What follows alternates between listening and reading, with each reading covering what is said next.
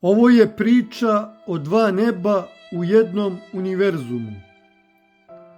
Jedno nebo bilo je od prljavog platna razapetog preko bambusovih štapova u jednom od sirotinskih kvartova Delhija, gde je živela Sanjana. Drugo nebo bilo je od betona i čelika, visoko 173 metra, vazdušni dvorac koji se zove Antilija, dom multimilijardera Mukeša Ambanija. Za Sanjanu život je bio mirišljav sapun koji sam joj poklonio.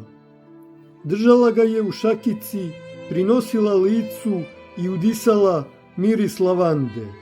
Ceo svet lepote i čistoće zarobljen u tom malom komadu. Njen san nije bio o kupatilu, jer se nije sećala kad je poslednji put imala priliku da ga upotrebi. Njen san bio je o mirisu, a taj drugi svet je stvarno postojao. U Mumbaiju, na vrhu Antilije, stajao je Mukica. Njegov svet je bio od stakla i mermera, od 6 pratova punih automobila koji su koštali kao hiljade Sanjaninih života. Uživao je u svojim visećim baštama, ali vrhunac svega, kruna njegovog carstva, bila je snežna dvorana. Leti, kada je vazduh u Mumbaju postajao gust i težak, a temperatura dostizala 50 stepeni, Mukica bi ulazio u tu sobu. Hladnjak bi zujao, a mašine bi proizvele čaroliju i vazduhom bi počele da padaju veštačke snežne pahulje. Nisam mogao Sanjani da dam snežnu dvoranu, da joj ulepšam budućnost, da poravnam neravnotežu sveta. Zato odveo sam Sanjanu i njenu porodicu u pizzeriju. Jedva su nas pustili unutra. Sanjana je bila srećna što je po prvi put u životu sedela u pizzeriji.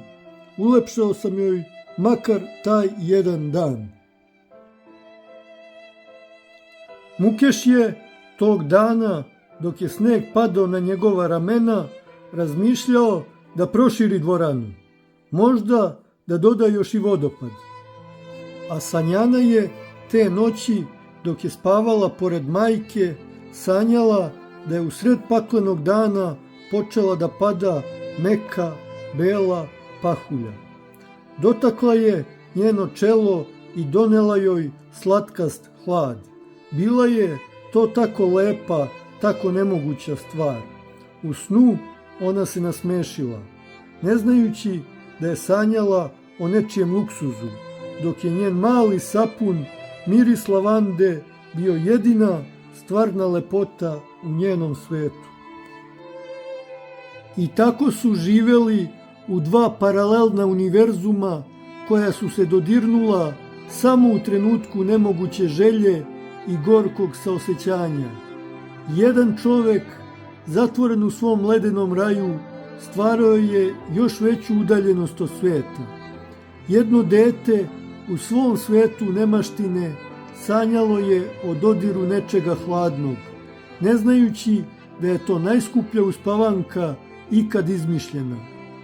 A između njih čitav jedan svet, gde se lekcije o jednakosti gube u vrućini, dok i sneg i sapun ostaju samo privremena uteha.